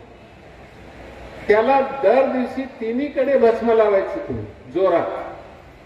तर हा लावला तर त्या थायरॉइड ग्रंथीला एक्सरसाइज मिळतो. आजकालच्या युगामध्ये तुम्ही स्त्रियांमध्ये विशेष करून 40 वर्ष झालं की तिला हायपोथायरॉइडिझम झालाय, एल्ट्रॉक्सिन किंवा थायरॉक्सिन 50 मिलीग्राम, 25 मिलीग्राम, 100 मिलीग्राम द्या म्हणतात. हा जर दर दिवशी भस्म व्यवस्थित तुम्ही लावला, तेवढंच नव्हे, ह्याच्याने जो थायरॉक्सिन येतो, आपलं मेंदू जे आहे, ब्रेन चांगलं काम करायला लावतो. लहान बाळांमध्ये जर थायरॉक्सिन कमी असला किंवा बाळ पोटात असताना थायरॉक्सिन कमी असला, त्याला मेंटल रिटार्डेशन होतो, मतिमंदता येते. त्याची आई जर व्यवस्थित भस्म लावत राहिली तर हा थायरॉइड ग्लँड चांगलं काम करतो. मग थायरॉइड ग्लँड जर चांगलं काम केला, ते हायपोथायरॉइडिझम जे आपल्याला पाहतोय, अंग जाड होतंय, रक्तक्षय आहे, काही करावं वाटत नाही, हा सगळं तुमचं येणार नाही. आलं तरी कमी प्रमाणात येईल. नक्की प्रयोग करून पहा तुम्ही. त्याच्यानंतर 4थ्यांदा शरण सांगतात तिथे भस्म लावा. त्याला आम्ही अँगल मॅन्डिबल म्हणतो. आता ह्याच्यामध्ये काय म्हणतो मला माहित नाही मराठीचा शब्द. इथे कोपऱ्यावर जोरात लावायची भस्म. इथं जर तुम्ही भस्म लावला तर इथून एक रक्तनाडी जातोय आपल्या वर मेंदूला, कॅरोटिड आर्टरी म्हणतो, आणि तिथे बायफर्केशन असतं तिकडे. त्याच्यामुळे काय होतं, ते रक्त जमत जाते. रक्त जमलं तर गाठ होतात. मग ते गाठ चुकून उडून जाऊन मेंदूत बसला तर तुम्हाला पॅरालिसिस होतो. दर दिवशी इथे भस्म लावला तुम्ही तर तिथे कॅरोटिड मध्ये रक्त जमू देणार नाही त्याच्यामुळे तुम्हाला अर्धांग वायू येणार नाही. हेही एक महत्वाचं कारण आहे आमच्यामध्ये. आमचं जीवनाचा जो एज आहे तो जास्त होण्यासाठी हा देखील एक कारण आहे. त्यानंतर हृदयावर हे अनाहत चक्राला इथे लावलं तर हल्ली आम्ही पाहतोय सडन कार्डियक अरेस्ट. वय त्याचं आहे 30 आहे 32 आहे, बाथरूम मध्ये गेलंय आलंय, मोटरसायकल आणून ठेवलंय तिथेच पडलंय आणि तत्काळ गेलंय. ह्याचे कारण काय आहे? ते सडन कार्डियक अरेस्ट. एकदम हार्ट त्यांचं बंद पडतं. दर दिवशी ते भस्म लावत राहिला तर त्या हार्टला ट्रेनिंग मिळतो. ते सडन अरेस्ट 100% रोखवला जातो. याच्यामुळे कमीत कमी ठेवता येतो. मायकार्डियल इन्फॉर्क्शन म्हणतो आम्ही, हार्ट अटॅक आले म्हणतो, त्याची प्रमाण पण कमी राहणार आहे रोज तुम्ही भस्म जोरात लावलं तर. इस्किमिक हार्ट डिसीजचे प्रमाण कमी राहील. आता ज्यांना ऑलरेडी आलेली आहे ते दररोज व्यवस्थितपणे तुम्ही भस्म लावा, तुमचे गोळे कमी होतील त्याच्यासाठी. आणि ते झाल्यानंतर खाली या मणिपूरक चक्र आहे तिथे 3 बाजूला, नाभीचे 3 बाजूला भस्म लावायला सांगतो आम्ही.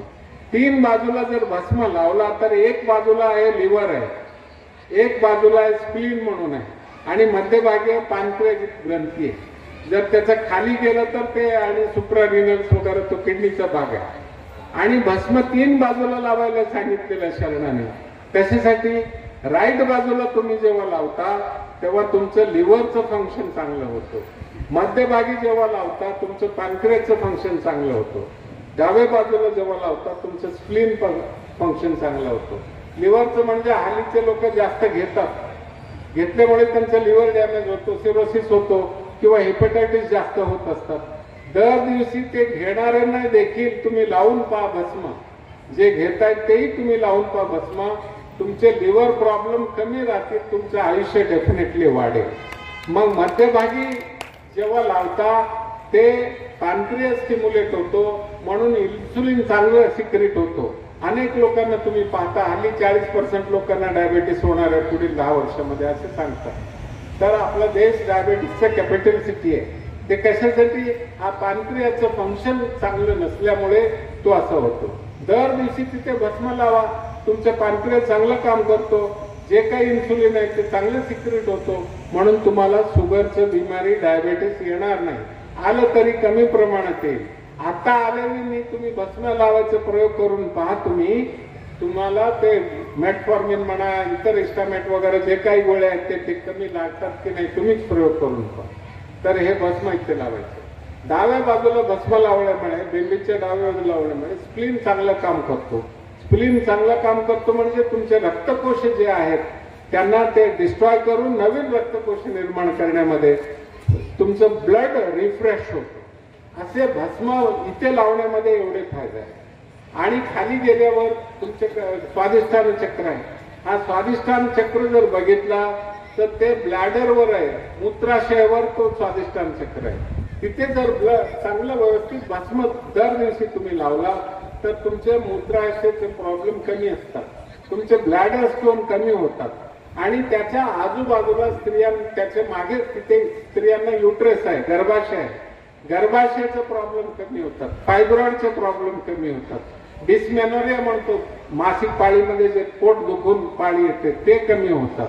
आणि त्याच्यामध्ये गाठ येण्याचे प्रमाण कमी होते. त्याला एकच कंडिशन आहे, अगदी लहान वयापासून भस्म लावत असलं तर हे सगळं गुण मिळतात. आणि हा अंडाकोशामधून अंड व्यवस्थित येतात म्हणून ते स्त्री वंदे राहणार नाही, तिला मुलं वेळेवर होतील. म्हणून हे अद्भुत इथे ह्याचे स्वादिष्टान चक्राला लावायची हे आहे. त्यानंतर आता आधार चक्राला लावायची प्रक्रिया आहे, ते योग सायन्स मध्ये फार महत्वाची आहे. त्यानंतर तुम्ही सर्व पंचेंद्रियांना लावता. पंचेंद्रियामध्ये कानासमोर भस्म लावायचे. इथून 5 नस येतात तुमचे चेहऱ्यासाठी. ते 5 नस ऍक्टिव्हली काम केले तर तुमचे चेहरा टवटवीत राहतो. फेअर अँड लवली लावायची गरज पडणार नाही ते व्यवस्थित लावलं तर. आणि एक बेल्स पाल्सी म्हणून होतो, चेहरा वाकडं होतं. तुम्ही एखाद्या माणसाचं तुम्ही पहा, ते नस वीक झाल्यामुळे त्याचं तोंड वाकडं होतं. भस्म इथे व्यवस्थित लावला तर ते आजार येणार नाही. आणि जे नाट्य क्षेत्रात आहेत त्यांच्या चेहऱ्यावर एक्सप्रेशन चांगलं आलं पाहिजे, चेहरा नेहमी प्रफुल्लित असायला पाहिजे. म्हणजे इथे भस्म व्यवस्थित लावा, इथे ह्या बाजूला कानाच्या समोर. आणि कानाचा जो आता ऐकू येणारे जो प्रॉब्लेम येते, बहिरे होतात लवकर, तो सुद्धा लांबला येईल. तुम्हाला हिअरिंग एडची आवश्यकता नाही पडलं तरी कमी उशिरा तुम्हाला गरज लागेल. म्हणून आणि सर्व जॉईंट्सला भस्म लावायची, सर्व किड्यांना भस्म लावायचं व्यवस्थितपणे.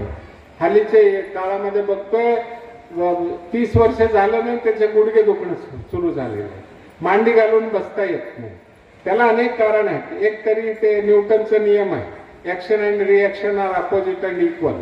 तुमचं वजन 100 किलोग्राम होतोय आणि ते खालची जमीन जे विशेष करून जे ग्रानाइट वापरता तोही 100 किलोग्रामनी तुमचं नी जॉईंटवर ते मार पडतं, म्हणून तुमचे जॉईंट लवकर निघून जातात. जुन्या काळामध्ये नी जॉईंट यायचे नव्हते, तर त्याचं पेन व्हायचं नाही. त्यांचे जॉईंट जे आहे, गुडघे जे आहे ते दुखायचे नव्हते, कारण ते घरामध्ये सारण असायचं, शेणाची सारण असायची. वजन वाढलं तर ते सारण जे शेणाचे असते ते आपल्यामध्ये त्याचं हे खेचून घ्यायचं, म्हणून त्यांचे गुडघे व्यवस्थित असायचे.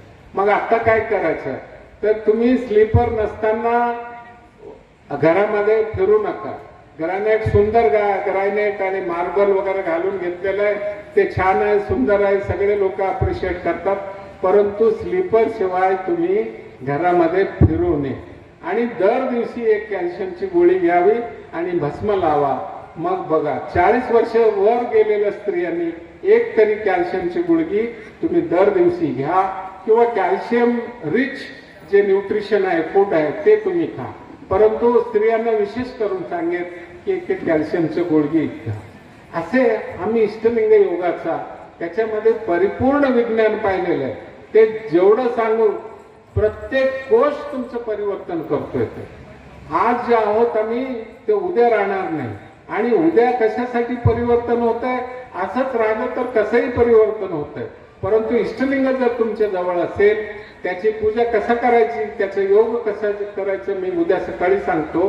परंतु ते इष्टलिंग जर तुमच्यामध्ये असेल तर तुम्ही आजच्या उद्या जे परिवर्तन व्हाल ते चांगल्यासाठी परिवर्तन व्हाल.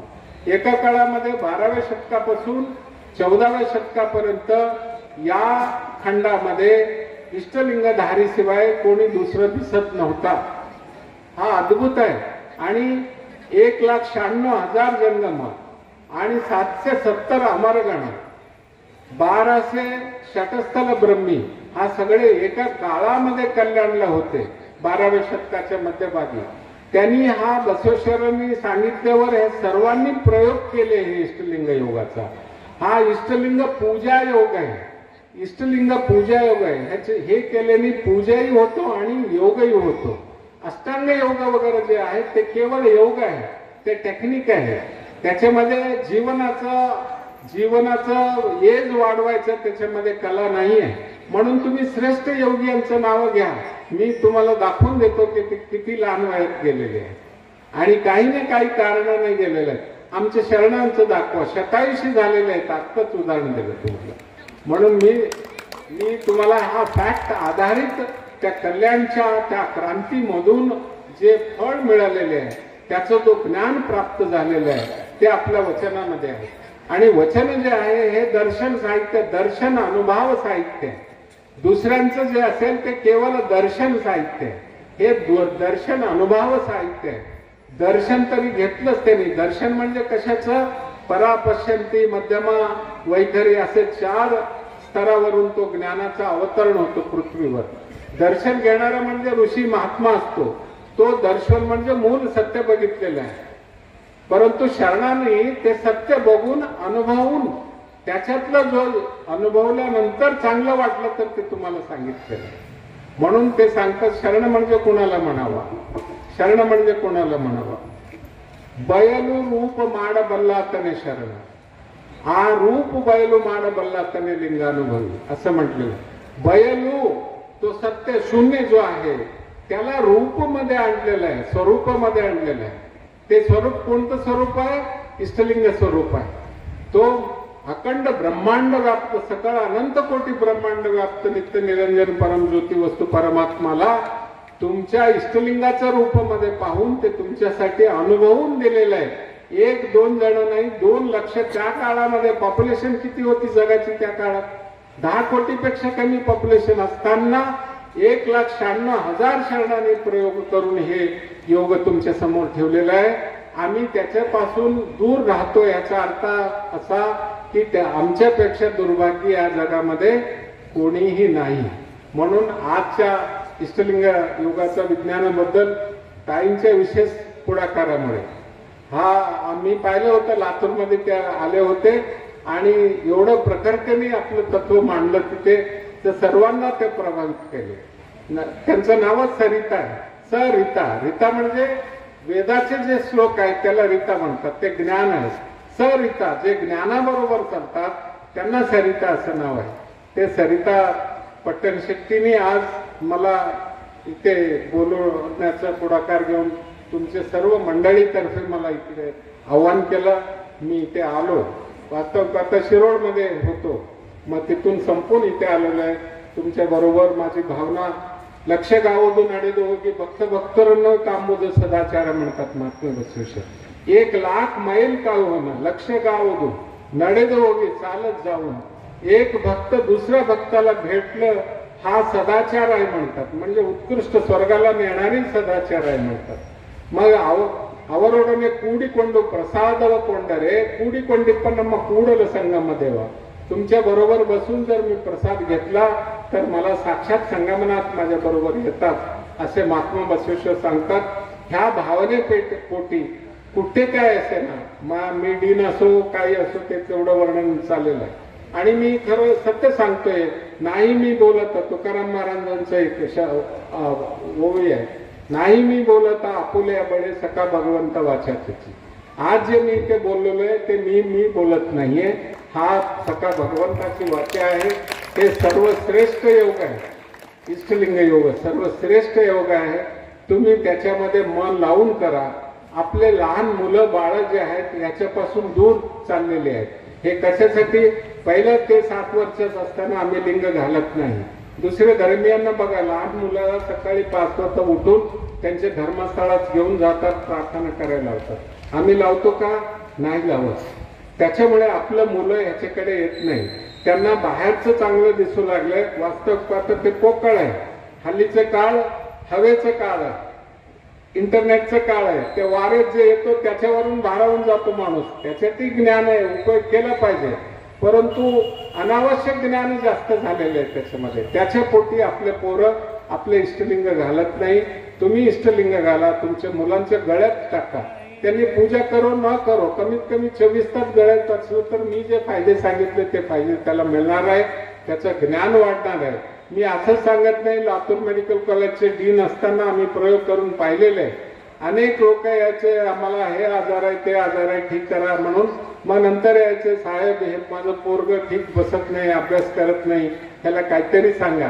आम्ही गोळ्या दिल्या, औषध दिल्या, बी कॉम्प्लेक्सेस दिले, सगळे दिले, काही उपयोग होत नाही. तर ताई असं करत त्याच्या काळात लिंग टाका, त्याला जोरात काही होणं 5 मिनिट त्याला दाखवा. ते दाखवायला सुरुवात फार जबरदस्तीने त्याला दाखवा, मग नंतर सोडा. ते 1 वर्ष प्रयोग केले. जे 30% 40% मार्क घेतो ते 50-60% मार्क ते घेऊ लागले पुढच्या वर्षी. आणि ह्याच्यामध्ये गुण आहे, असेच हवेत सांगण्यात येत नाही. ते प्रयोग करून आम्ही सांगणारी माणसं आहोत. म्हणून कृपा करून ह्याचं तत्व तुम्ही अंगीकार करा, तुमच्या मुलांना ह्या मार्गे आणा. म्हणजे हे फार महत्वाचं, हा जग परिवर्तनाचा इष्टलिंग योग आहे. जग परिवर्तन होईल. आजच्या काळामध्ये जगात तुम्ही जे पाहता ना ते होणार नाही. ह्याच्यामध्ये कारण आम्ही सांगतो, इवनाराव ಎಂದೆನಿಸಿದರೆಯ ಇವ ನಮ್ಮವ ಎಂದೆನಿಸಯ್ಯ ಕೂಡಲ ಸಂಗಮ ದೇವ ನಿಮ್ಮ ಮನೆ ಮಗನೆಂದೆನಿಸಯ್ಯ असे महात्मा बसवेश्वरांचं वचन आहे. आपल्या धर्मामध्ये तो कुठला आहे कोण आहे ह्याचं काहीच नाही. जो त्याला सर्वांना आणायचं, इष्टलिंग टाकायचं, तो कूडल संगम देवा हे परमात्मा हा तुझं घरचं मूल आहे, मी तुझं घरचं मूल आहे. म्हणून सर्वांना एकत्रित आणणारी एक जो तत्व आहे जगात आणि सर्वांचं सामरस्याने जगणार. बसवेश्वरांना सामरस्याचा गुरु म्हणतात. सामरस्य म्हणजे सर्वांनी समरस घेण्याचा, सर्वांनी एकत्रित राहायचा, भेद न करता. स्त्री पुरुष नाही, खालचं जातीचं नाही, वरचं जातीचं नाही, ते वर्णाचं नाही, हे वर्णाचं नाहीये, कुणाचं कोण पाय पकडायचं नाही. जोडीदार हस्ता बागीला शिरा एवढंच आहे. कारण आपल्या याच्यावर इष्टलिंग असतो. सर्व समान आहे.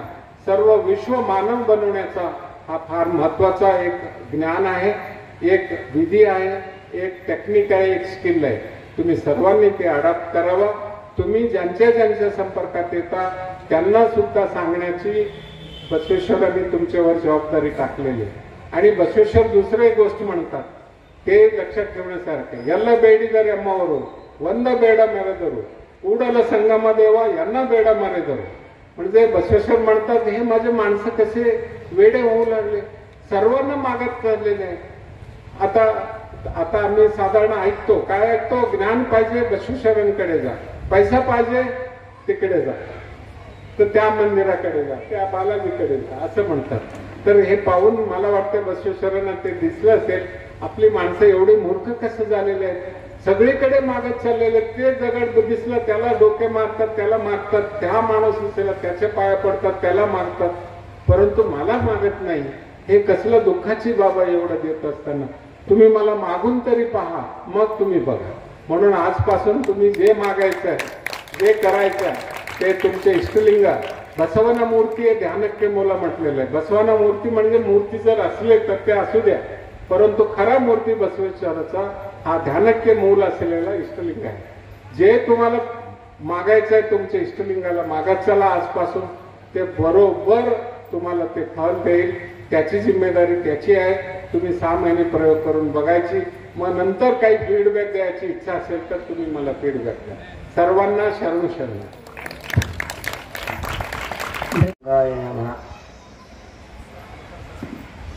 ಇಲ್ಲಿವರೆಗೆ ತಾವೆಲ್ಲರೂ ಲಿಂಗ ಅನ್ನುವಂಥ ಶಬ್ದ ಪರಮಾತ್ಮ ವ್ಯಾಪಕರಲ್ಲ ಅಂತ ವ್ಯಾಪಕ ಇದ್ದಂಥ ಪರಮಾತ್ಮನನ್ನು ಗುರುಗಳು ನಮ್ಮ ಕೈಯಲ್ಲಿ ಲಿಂಗ ಮಾಡಿ ಲಿಂಗ ಕೊಟ್ಟಿದ್ದಾರೆ.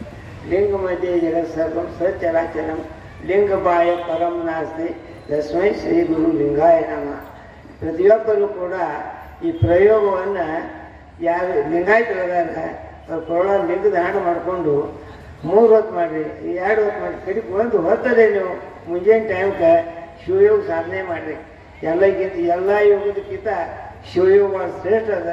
ಶಿವನೇ ನಾನು ನಾನೇ ಶಿವನ ಅನ್ನುವಂಥ ಶಬ್ದದಿಂದ ಇಷ್ಟಲಿಂಗವನ್ನು ನಾವು ಕೊಳಲ್ಲಿ ಕಟ್ಕೊಂಡು ತೋರಿಸೋಕ್ಕಾಗಲ್ಲ. ಅದು ಕೂಡ ಅಭ್ಯಾಸ ಮಾಡತಕ್ಕಂಥ ಹಂಗ ಹೋಗಿ ಲಿಂಗಮಯ ಆಗಬೇಕಾದ್ರೆ ಎಲ್ಲ ಗುಣ ಅವಗುಣಗಳು ಹೋಗಿ ಶಿವಗುಣಗಳು ಬಂದು ನಾವು ದೇವೇ ದೇವಾಲಯ ಆತ್ಮನೇ ಲಿಂಗ ಆಗ್ತದೆ. ಇಂಥದ್ದು ನಾವು ಅಭ್ಯಾಸ ಮಾಡಿದ್ರೆ ನಮ್ಮಲ್ಲಿ ಶಾಂತಿ ಸಮಾಧಾನ ಸಿಗ್ತದೆ. ನಾವು ಅಭ್ಯಾಸ ಮಾಡಿದ್ರೆ ಆಗೋದಿಲ್ಲ.